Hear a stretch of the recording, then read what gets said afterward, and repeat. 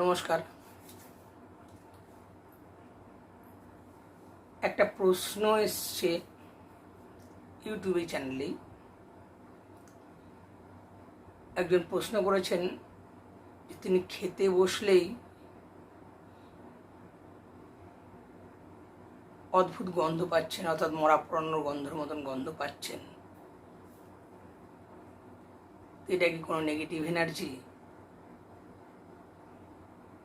বা অন্য কিছু?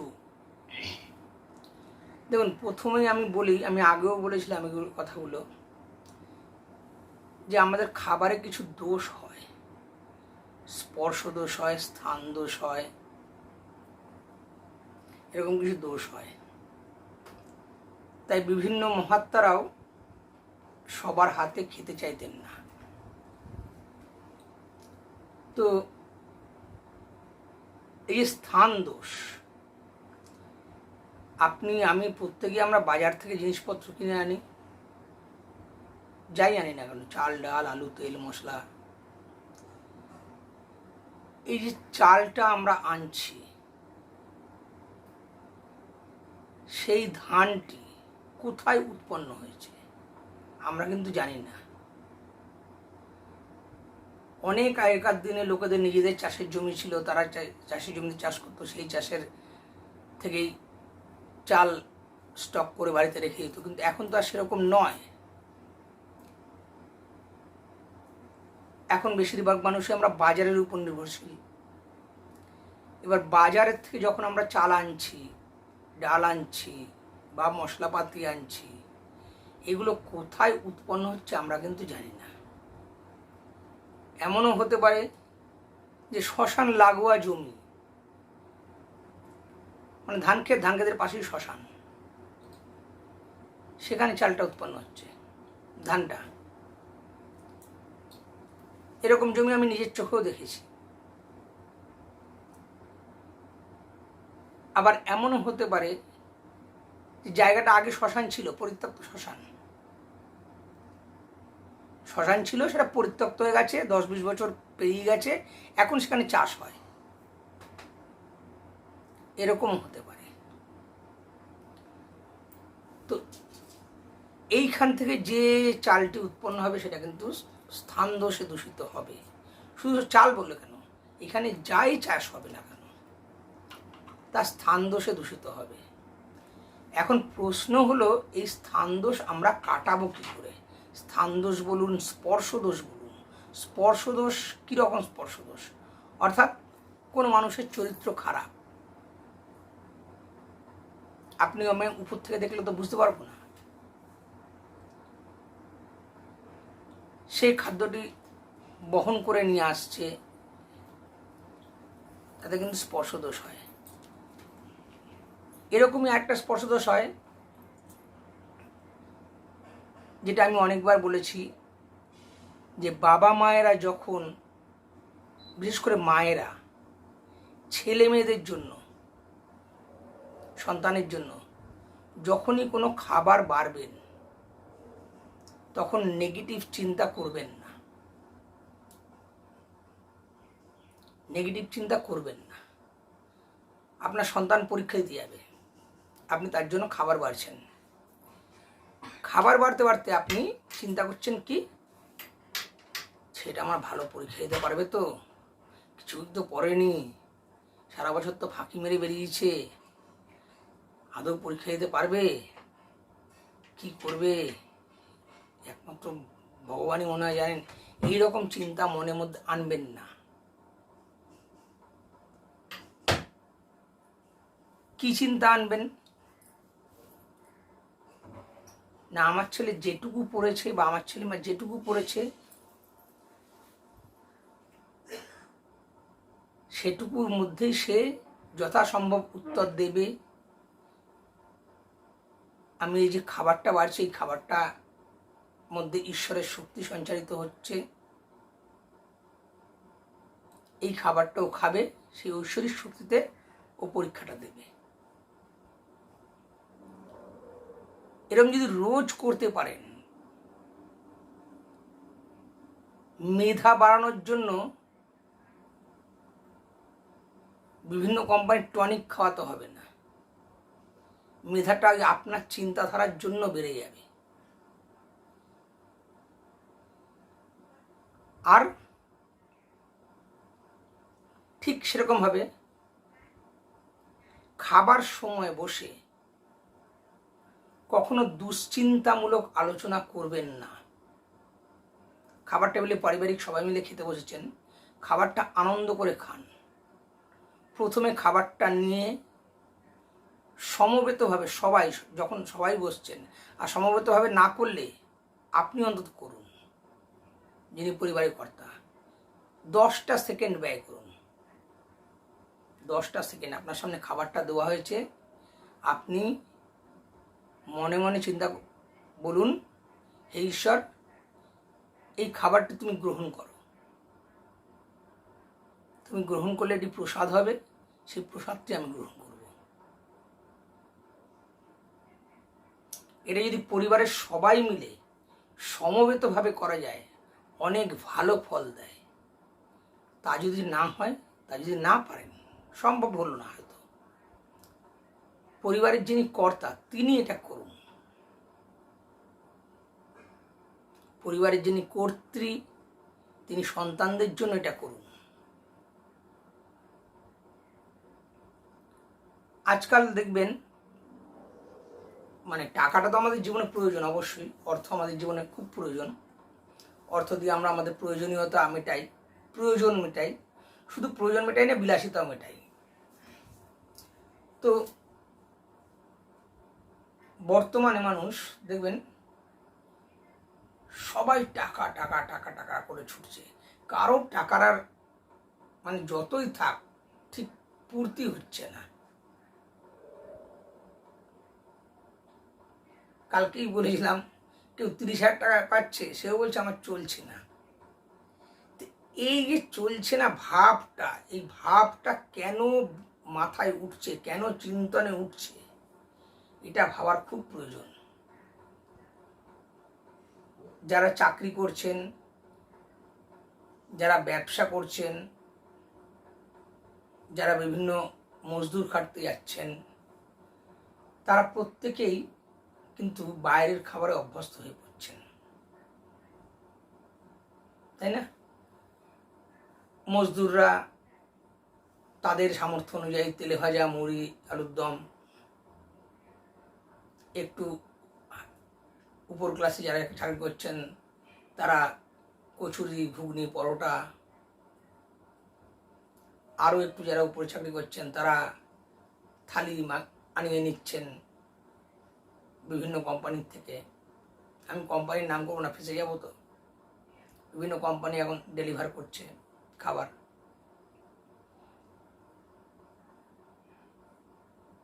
এবার আপনাকে বুঝতে হবে, এই যে যারা খাবার তৈরি করছে বা ডেলিভার করছে, এদের উদ্দেশ্যটা কি? এদের উদ্দেশ্যটা হচ্ছে তোমরা খাও, আমরা কামাই। এই ভাবটা কিন্তু খাবারে সংক্রমিত হচ্ছে। তার আগে বলবো, ভিডিওটা সম্পূর্ণ দেখুন, স্কিপ করে টেনে বেরিয়ে যাবেন না। কিছু জানতে পারবেন, কিছু বুঝতে পারবেন, নিজের জীবনের স্বাভাবিক সমস্যাগুলোকে নিজেরাই কাটাতে পারবেন।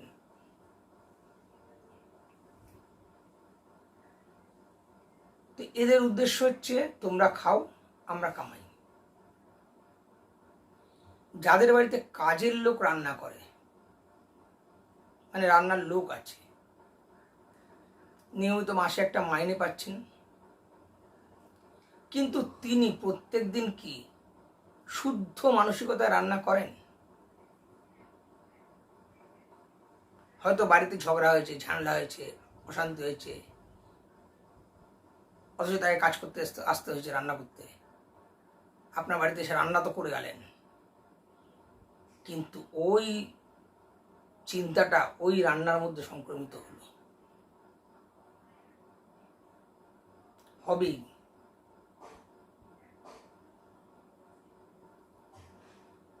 এবার আপনারা যদি শাস্ত্রীয় প্রমাণ চান, আমি ভাই দিতে পারবো না, আমি অত শাস্ত্রজ্ঞ নই। শাস্ত্রীয় প্রমাণ কি আছে, অনেকে এখন আগেই বলে ফেলে শাস্ত্রীয় প্রমাণ কি আছে। কিন্তু কিছু মানুষের বোঝা উচিত শাস্ত্রীয় প্রমাণ ছাড়াও আমাদের মধ্যে কিছু লোকাচার দেশাচারের মান্যতা আছে।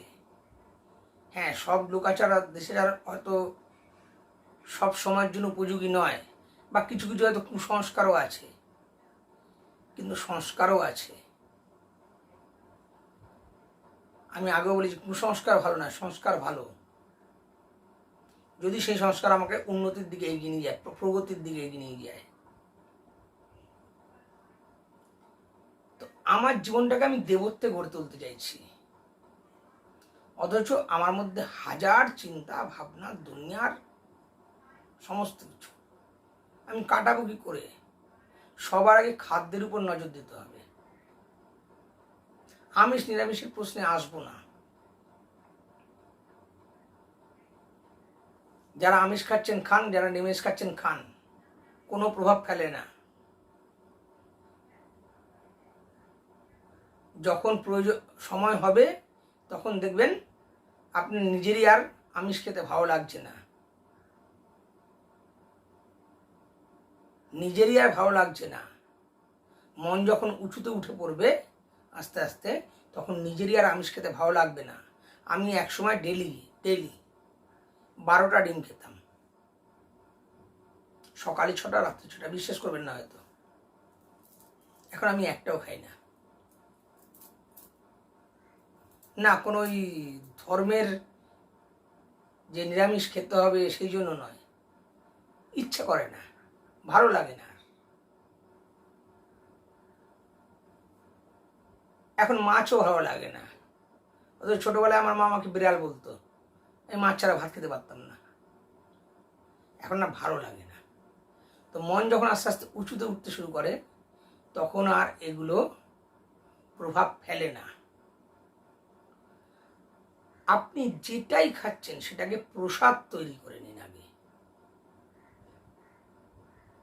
যেখানে বসে খাচ্ছেন সেই জায়গাটাকেই মন্দির বানিয়ে নিন। আপনাকে মন্দিরে যেতে হবে না, মন্দিরে গিয়ে প্রসাদ চেয়ে খেতে হবে না। আপনি হোটেলে বসেছেন তো, ঈশ্বর তো সর্বত্র বিরাজমান। আপনি ওখানেই তাকে বলুন, হে ঈশ্বর তুমি এটা গ্রহণ করো, মনে মনে বলুন, লোক দেখিয়ে বলতে হবে না। জাস্ট খাবারটা আপনাকে দিয়ে গেছে, আপনি 10টা সেকেন্ড চুপ করে মনে মনে বলুন, ঈশ্বর তুমি গ্রহণ করো, তোমার প্রসাদটা আমি গ্রহণ করব।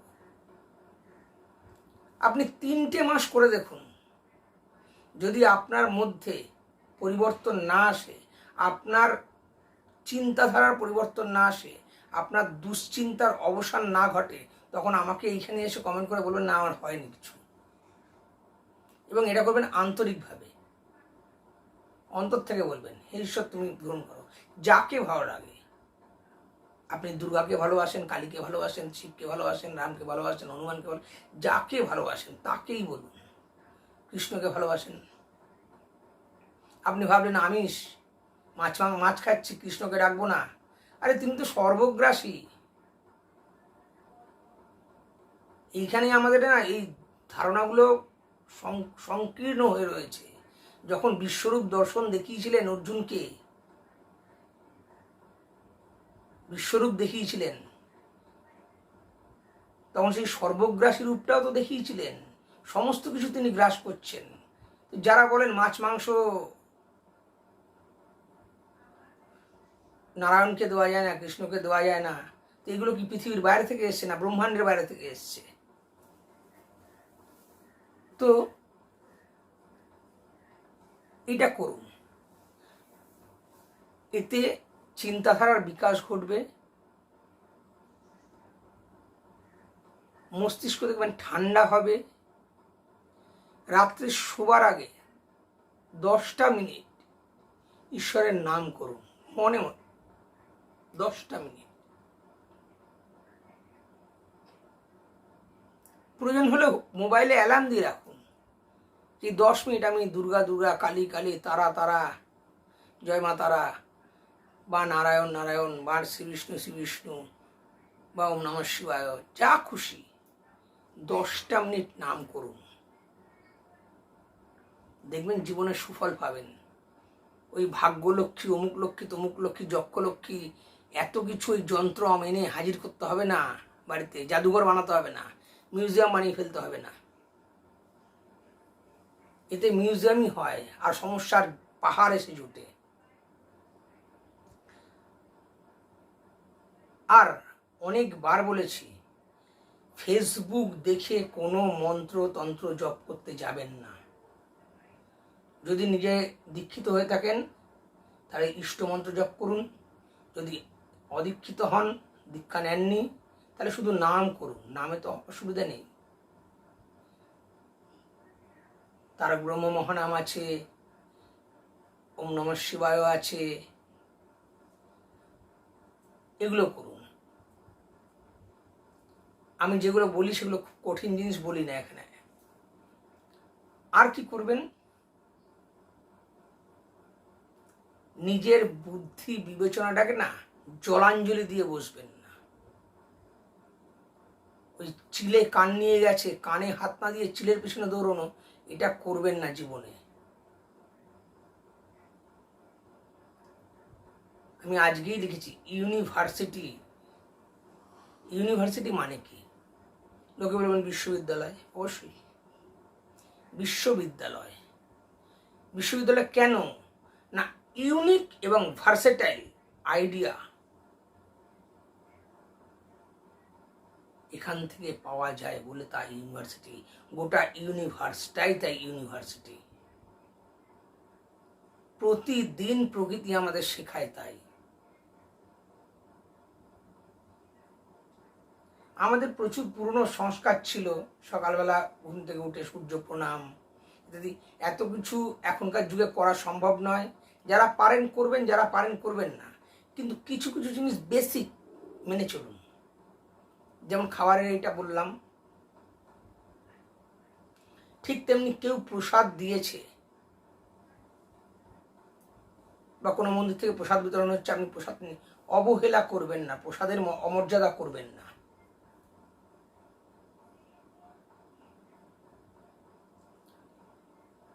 এখানে আরেকটা প্রশ্ন গুরুত্বপূর্ণ, আপনার বাড়িতে কেউ এসে বলে গেলেন এই নে রে অমুক প্রসাদ, অমুকের প্রসাদ। আপনি জানেন না ওটা অমুকের প্রসাদ নাকি তমুকের প্রসাদ, আপনিও নিয়ে খেয়ে ফেলেন, খাবেন না। আপনার ঘরে ঠাকুরের আসন আছে বা ঈশ্বরের ফটো কোনো একটা আছে নিশ্চয়ই, আপনি সেই ফটোর সামনে পুনরায় ওই প্রসাদটাকে দিয়ে দিন, ওর যেটা দিয়ে গেছে। কারণ এইভাবেও অনেককে এই তুকতাক করা হয়। দিয়ে দিন, বলে হে ঈশ্বর আমি জানি না এটা প্রসাদ কিনা, যদি তোমার প্রসাদ হয় তোমার শুদ্ধ দৃষ্টি দিয়ে এটাকে শুদ্ধ করে দাও। অনেকের মধ্যে একটা বাজে ধারণা রয়েছে, শনিদেবের প্রসাদ ঘরে খাওয়া যায় না। ঘরে খেতেই নেই, ঘরে তো খেতেই নেই, খেয়ে আবার হাত ধুয়ে, মাথায় জল দিয়ে, পা ধুয়ে ঘরে ঢুকতে হবে। আচ্ছা ভাবুন তো, আপনার বাড়িতে একটা অতিথি এসছে, আপনি অতিথিকে ঘরে ঢুকতে দিলেন না, বাইরে রাখলেন, বাইরে বসালেন, চেয়ার দিয়ে বাইরে বসালেন, বাইরে তাকে খেতে দিলেন, ওখানে থেকেই তাকে বিদায় করলেন। ভালো লাগবে অতিথির? না, অতিথি খুব সম্মানিত বোধ করবেন। তো যারা এই শনিদেবের প্রসাদ ওই রাস্তায় দাঁড়িয়ে খান, হাত ধুয়ে মাথায় জল দিয়ে বাড়িতে ঢোকেন, তারা শনিদেবের অপমান করেন, তাদের ঘাড়েই শনি চাপে। আমি চিরদিন শনি মন্দির থেকে প্রসাদ দিলে আমি সেই প্রসাদ ঘরে নিয়ে এসেছি, আমার ঘরে আজ পর্যন্ত শনি চাপতে পারেনি। চাপবে কি করে? আমি নিজেই তো শনি, আমার শনিবারে জন্ম। আর কি করে বললাম। এই দেবতার অপমান করবেন না, কারণ দেবতা যাদের আমরা বলি দেবতা দেবী, এরা একই ঈশ্বরের বিভিন্ন গুণের প্রকাশ, সগুণ ঈশ্বরের বিভিন্ন গুণের প্রকাশ। এক ঈশ্বর, একজনই ঈশ্বর, হাজারখানা আমাদের ভগবান নয়, একজনই। তার বিভিন্ন গুণকে আমরা বিভিন্ন রূপ দান করে পুজো করি। সুতরাং তার কোনো একটি গুণকে অপমান করা মানে ঈশ্বরকেই অপমান করা। আপনি শনির প্রসাদ রাস্তায় দাঁড়িয়ে খাচ্ছেন মানে ঈশ্বরকেই অপমান করছেন। আপনি ভাবছেন শনির প্রসাদ খাচ্ছেন না, অনেক কালীও অসন্তুষ্ট হচ্ছে। এটা বুঝতে হবে আপনাদের। আর আজকের দিনটায়, বিশেষ করে আজকের দিনটায় আমি জানতে পারলাম আজকে দশ মহাবিদ্যার অন্যতম মহাবিদ্যা মা ধূমাবতীর জয়ন্তী। হাত জোর করে বলবো, এই মহাবিদ্যাকে নিয়ে না খোঁচাখুচি করতে যাবেন না। আজকে অনেক ফেসবুকে মন্ত্র দেবেন, ধূমাবতীর মন্ত্র দিয়ে এই মন্ত্র জপ করুন, চলে যাবে। দয়া করে করবেন না, ঝাড়ের বাস টেনে নেবেন না। ঝাড়ের বাস ঝাড়েই থাকতে দিন। সপ্তম মহাবিদ্যা, অন্যতম মহাবিদ্যা, যিনি একাকী।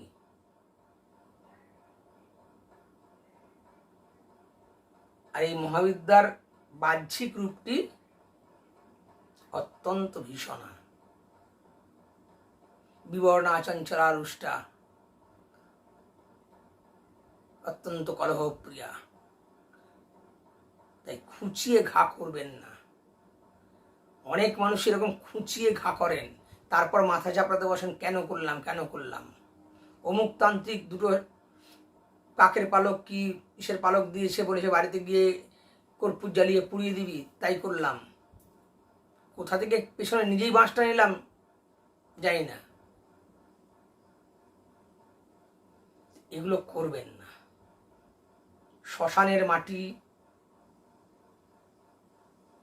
শ্মশান থেকে এনে বাড়িতে রাখবেন না, ওখানেই থাকতে দিন। শ্মশানের মাটি শ্মশানে পবিত্র, বাইরে বেরোলে অপবিত্র হয় ওটা। শ্মশানে পবিত্র কেন? শ্মশানে মহাকাল আর মহাকালীর বিচরণ ক্ষেত্র, তাই ওখানে অপশক্তিগুলো মাথাচাড়া দিতে পারে না। তো এগুলো কিছু আজকে আপনাদের বললাম, এগুলো করুন, আশা করি ভালো রেজাল্ট পাবেন। আর মন থেকে অনাবশ্যক তন্ত্রমন্ত্র যন্ত্রের ভয় তাড়ান। দেখুন, আমি এত কিছু বলি তো এখান দিয়ে, আজকে ফেসবুকে হয়তো এক বছরের কাছাকাছি আছি, মানে ইউটিউবে। ফেসবুকে 2019 থেকেই না আমি তান্ত্রিকদের ঝেড়ে যাচ্ছি। আমাকে কোনো তান্ত্রিক গ্রুপ অ্যাকসেপ্ট করে না, কারণ এদের বুজুকিগুলো আমি সহ্য করতে পারি না, ঝাড় দিই। তাই ফেসবুকের কোনো তান্ত্রিক গ্রুপ আমাকে অ্যাকসেপ্ট করে না। একমাত্র নব্য হয়তো জানে না, তারা হয়তো নিয়ে নেয়। আর এখন আমি আসলে বলিও না কিছু। এখন ভাবি, দূর, যে এত বলে কি হবে? এত দিন ধরে তো বললাম, 2019 থেকে 2024, এতদিন ধরে বলছে। শোনে না যখন কেউ, তাহলে বলে লাভ কি? গর্তে পড়ুক, গর্তে পড়লে আপনি থেকেই বুঝতে পারবে। তাই যারা আমার ভিডিও দেখছেন তাদের কাছে অনুরোধ করব, আপনারা দয়া করে গর্তে পড়ে তারপরে ছুটবেন না কোথাও। গর্তে যাতে না পড়তে হয় তার জন্যই আগে থেকে বলে রাখি। সবাই ভালো থাকবেন, সুস্থ থাকবেন। ভিডিও ভালো লাগলে সাবস্ক্রাইব করবেন, আর প্রশ্ন থাকলে অবশ্যই প্রশ্ন করবেন। আমার সাধ্যমতো, আমার যতটুকু জ্ঞান দেয়নি, আমার জ্ঞান দিয়েছেন, সেই অনুযায়ী আমি আপনাদের উত্তর দেওয়ার চেষ্টা করব। সবাই সুস্থ থাকবেন। ধন্যবাদ।